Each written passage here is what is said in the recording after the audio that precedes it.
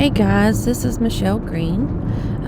It is August the 23rd, 2021, and it is 8:08 a.m. I just wanted to document a few things, and I'm hoping to kind of do this on a regular basis, kind of get my thoughts down, share some things with you, and also,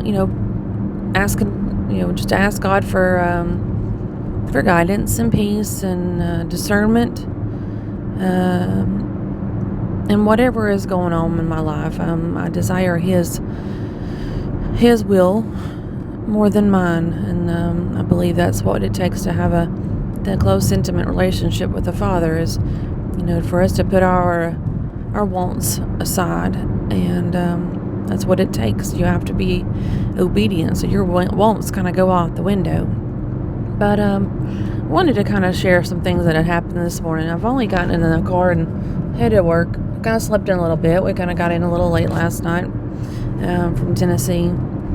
Coming back this week because we were picking up my son after his ball game this evening, his first JV game of the season. But I got in the car this morning, and right off the bat, God shows up, and I know He's here. I look at the screen on my car, and it's got a 777 on there, and I'm like, I know You're here. I know You're here, Father. I mean, He was just reminding me that I am here. And I get to the end of our driveway, and I pull up my Takarta app, and I read the verse of the day, because there's a verse of the day, and there's a devotional.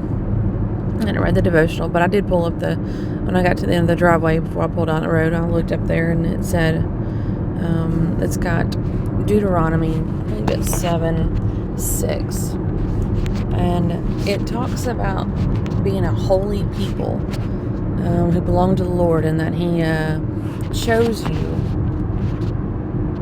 of all the people of the earth to be His own special treasure, His own special possession. And what's amazing is on October 1st of 2020, God showed me a verse that has the same exact wording. It says that God chose you to be His own special treasure, His own special possession, depending on what the version you listen to, or you listen to, because I listen to my Bible sometimes on my app. But, He showed me it was Deuteronomy 14:2, and you can look it up, and it kind of feels like it's stuck in that passage just oddly, because it talks about ceremonially clean and unclean animals, like things to eat. And it's kind of stuck in there, I feel, but He has a purpose for it. He has a purpose for every word, every sentence, everything that He puts in His word. There's a purpose. So, and I believe that day, that purpose was, that scripture was for me. So it was really cool. But this morning I read that, and I was like, that's so awesome that is the verse. And after He confirms that He is here with me, and then He shows me that verse, and then immediately after that, and I'm talking immediately, He reminds me of Luke 7:47. And Luke 7:47 is a really personal scripture that I hold extremely close to me.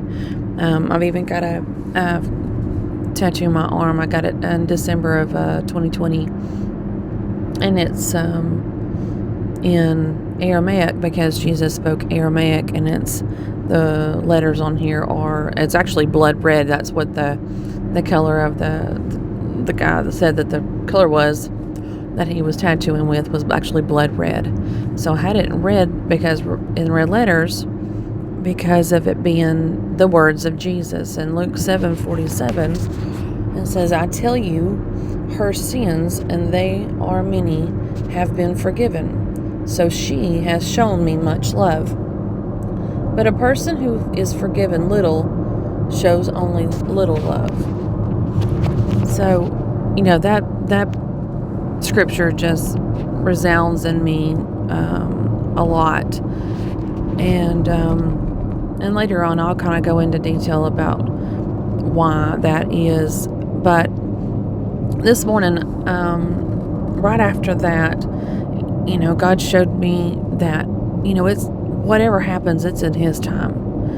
And He's always right on time. And He's just like this morning when He showed up. I'm going down this mountain right now, guys, and going through that fog. And it's just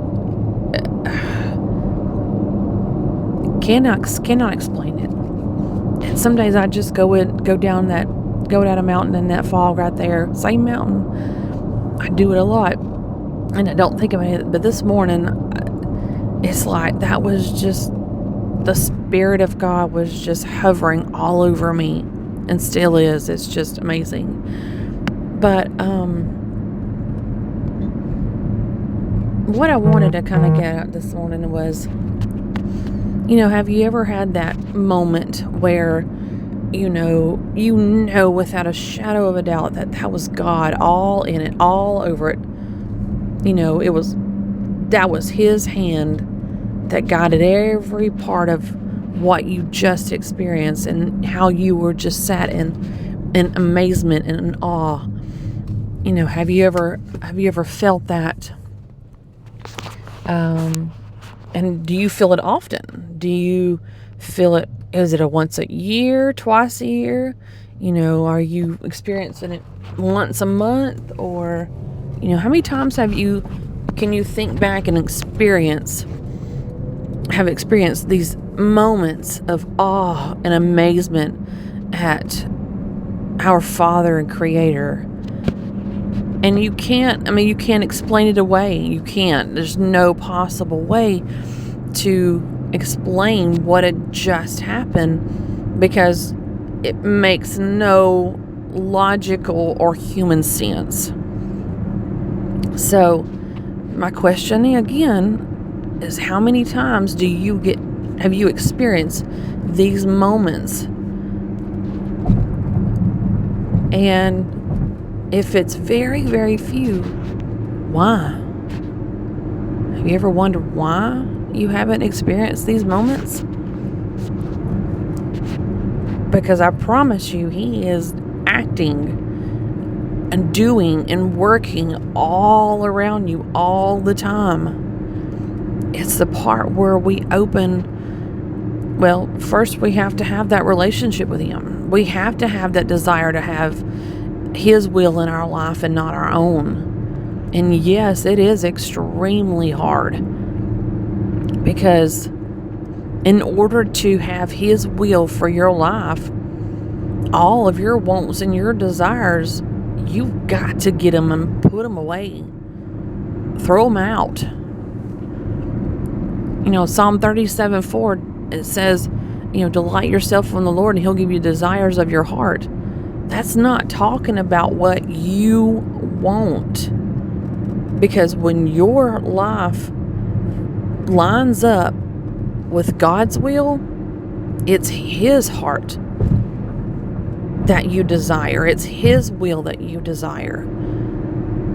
And it can be overwhelming a lot of times.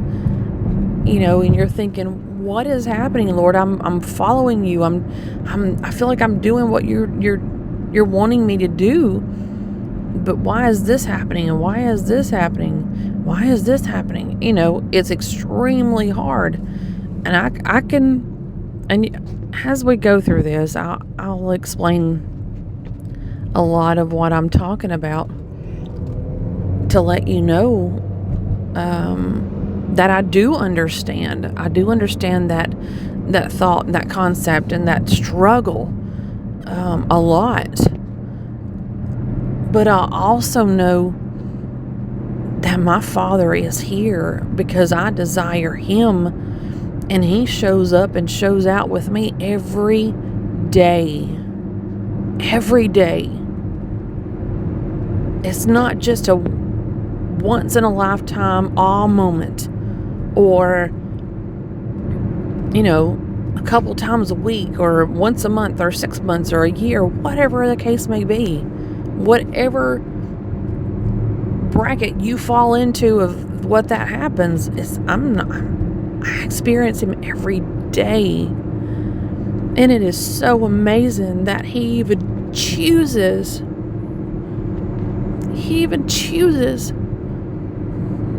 to show up and act on my behalf in my life. It's just, it's so amazing, guys. It's so amazing.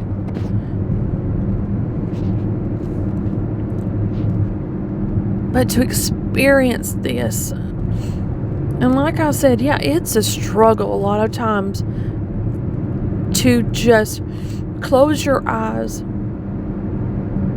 and take that step. And sometimes it's not a step. Sometimes, I told my husband one day, he was like, we got to just take that step of faith. And I said, honey, I think we're beyond steps of faith. I said, we're doing leaps and bounds with God right now. Yes, those are extremely difficult. And those times you're going, are you serious, Lord? Is this really what you want me to do? But then you take that leap, and I mean that leap of faith, and what he does with it, because to take that leap, you're pretty much going over the most rugged terrain that you can possibly think about, and to get where he wants you to be, it's treacherous. It's a struggle. It is a struggle. But when he gets you on that mountaintop, exactly where he wants you, you're not weary from the journey. I'm so sorry that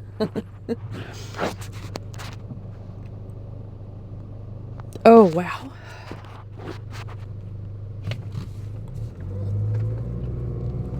Sorry, guys. As I'm saying this, I just saw, and y'all think I'm crazy, but it's okay. It's 274. It's a page number in my husband's Bible, and on that page, he's got, I think it's Numbers 23:19. I believe that's right. God is not a man, therefore he does not lie. Wow. See, guys, what's what I'm talking about? Just when you say something and God shows up and he's just like, you're right. These are not my words. These are his. Oh, how he wants us to just trust him, to just fall in his arms. The little trust thing you used to play as kids, where you got your friend behind you and you fall and you trust them to catch you. Why won't we let God do that? Why won't we stand there with our arms out and just fall and trust him to just catch us? But not only catch us, guys, he will catch us and he will carry us through the awfulest places you can ever imagine. Because how many of us have ever tried to do all of this on our own and we fail miserably over and over and over and over again? And we just cannot seem to make it up that mountain to the top. Why can't we do that? Because we're not strong enough. We're not mighty enough. We're not powerful enough. We don't have what it takes. He does.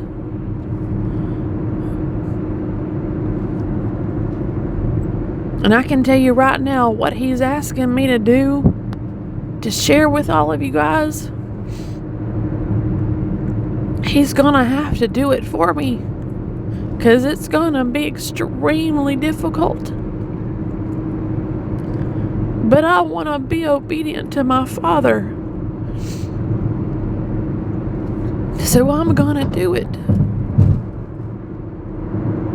And I'm going to hold my arms out, and I'm going to fall, and I'm going to trust him.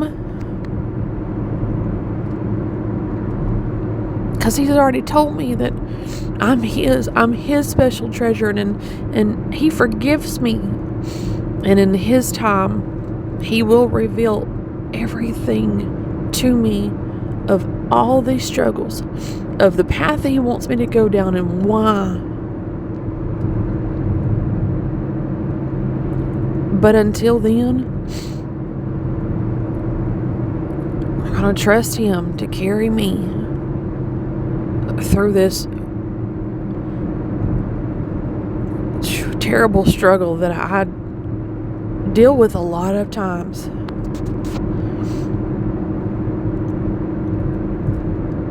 I've got to trust him. You have to trust him. Seek him with all of who you are. Every part of your being, seek him. Dig into his word. It's the only way to find out who he is. It's a two-way road here.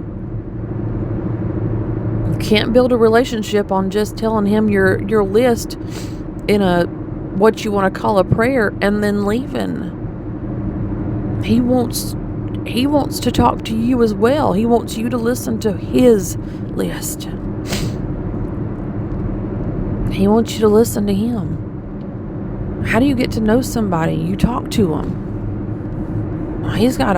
He gave us his word for us to get to know him as well. You know, he wrote out who he is in a book for us to read. I mean, you know, the books, the idiot books, you know, you said the book of such and such for idiots or whatever else. He made it dummy proof, people. He gave you something to read to learn about him. How can you learn about somebody if you don't dig into who they are to find out what they like, what they dislike? And know what a relationship is? That's what my husband and I do. We know what each other likes and dislikes. We've taken the time to learn that. Why don't we do the same thing with God? Learn his likes, his dislikes, what makes him happy, what makes him smile, what makes him upset or sad. Why don't we do that? It's called a relationship.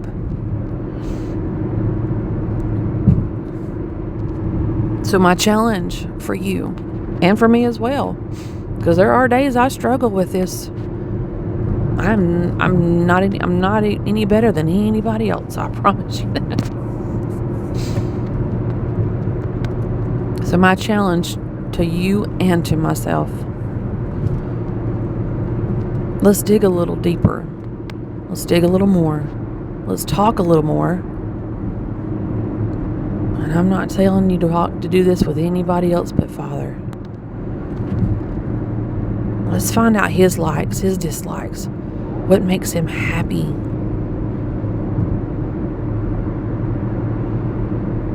Let's get that intimate relationship where moments of awe that I have experienced this morning happen all day long.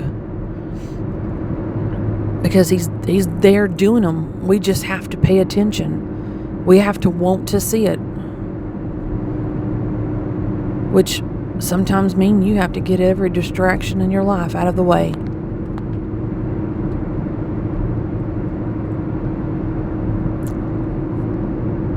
We'll go through that sometime later on, but I was just kind of thinking in my head of all the list of distractions that God has removed out of mine and my husband's life so far.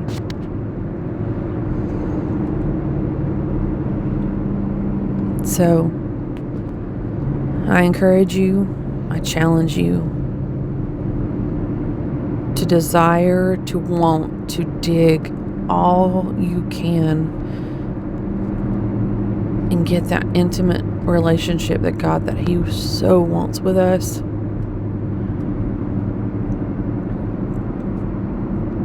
He so wants it, guys. Come on. He's somebody that's not going to leave us. He's not going to forsake us. Turn to any human on this earth, and I promise you, they will fail you. They will forsake you. They will walk away. But God, He's not going anywhere. He is and was and always will be. So guys, I hope y'all have a wonderful and blessed day, and I will talk to you again soon. Bye.